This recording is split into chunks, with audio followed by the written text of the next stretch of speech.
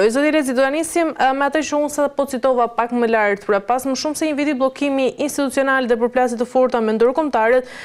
deklarata e Kaja Kallas vjen ndoshta si një sinjal i ri politik nga Brukseli, por historia ndërkaq na ka treguar se mesazhet diplomatike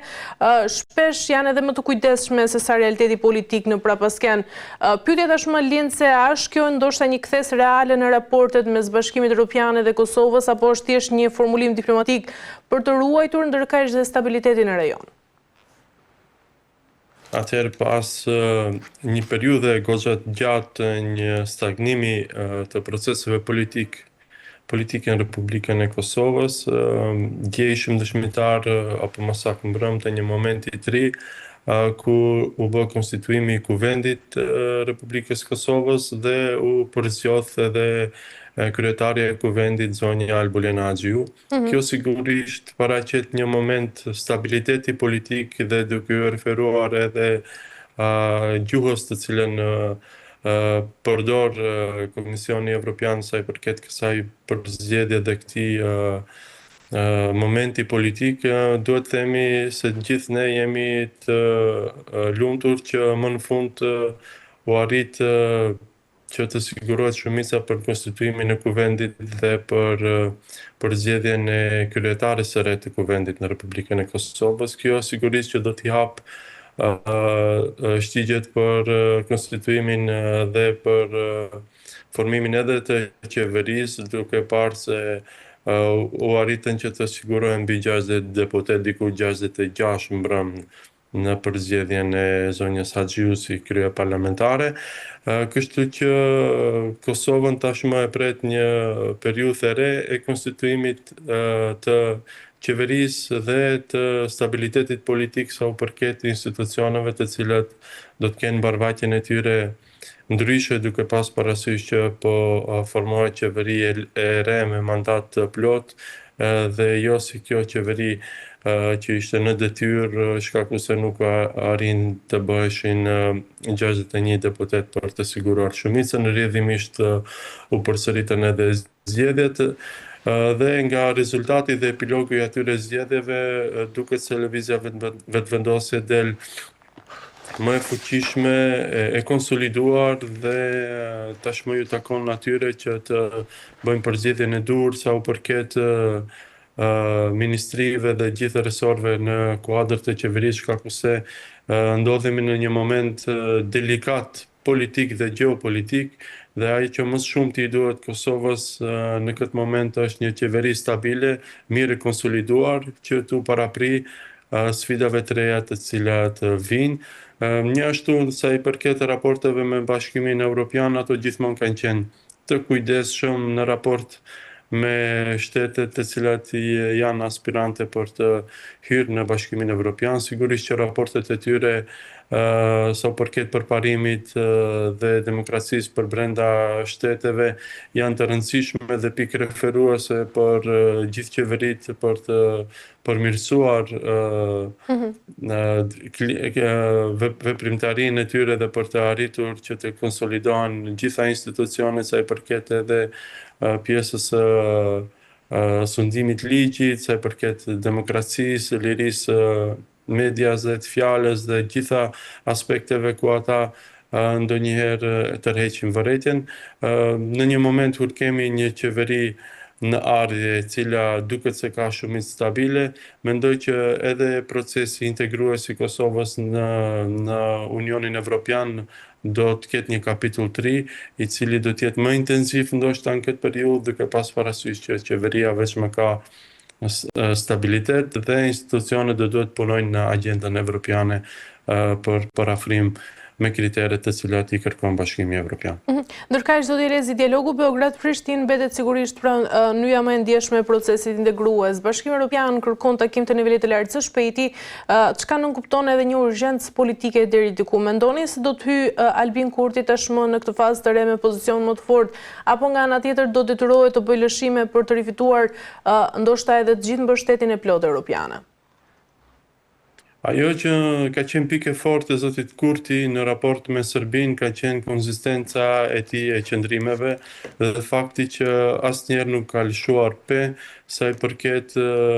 agjendës së tij dhe atë se si e sheh shteti i Kosovës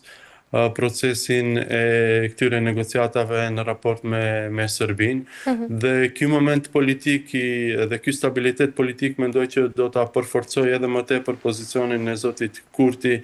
në raport me këta bisedime. Ajo që duhet ta them është që në këtë moment më shumë se kur zoti Kurti ka nevojë që edhe opozita të jetë krahti duke i siguruar mbështetje dhe përkrahje në këtë proces të ri të negociatave me Serbinë dhe jam shumë i bindur që duke i pas parasysh mënyrën se si funksionon zoti Kurti, duke pas parasysh konsistencën e tij të qëndrimeve dhe fakti që është mirë informuar edhe për ndodhit në rajon dhe në botë dhe arma e tij e fortë do të jetë fakti që Kosova ka gjithë drejtën e saj që në këto negociata të kërkoj garancitë të cilat i kërkon zoti Kurti shkaku i shumë marrëveshjeve të mëparshme të cilat nuk u respektuan nga pala tjetër dhe këtu mendoj që do të gjej mirë kuptim dhe përkrahje edhe tek miqtë ndërkombëtar, shkaku se një herë mirë duhet mbyllen këta çështje të hapura të cilat po e cënojnë, duke kisha thënë edhe shtetësinë e Kosovës, duke pasur parasysh që akoma janë pezull disa çështje kritike të cilat kërkojnë zgjidhje, mirëpo duke pasur parasysh këtë pozicion të ri të zotit Kurti, këtë situatë stabile politike në Kosovë, mendoj dhe duke i ashtuar kësaj edhe përkrahjen e pa rezervë që do t'i vinë nga opozita sa i përket kësaj çështje, mendoj që arma më e fortë do të jetë në anën e zotit Kurti në këtë marrëveshje. Në anën tjetër duke analizuar jo stabilitetin politik në Serbi dhe gjitha ndodhi që janë atje, në këtë moment më shumë i konvenon Republikës Kosovës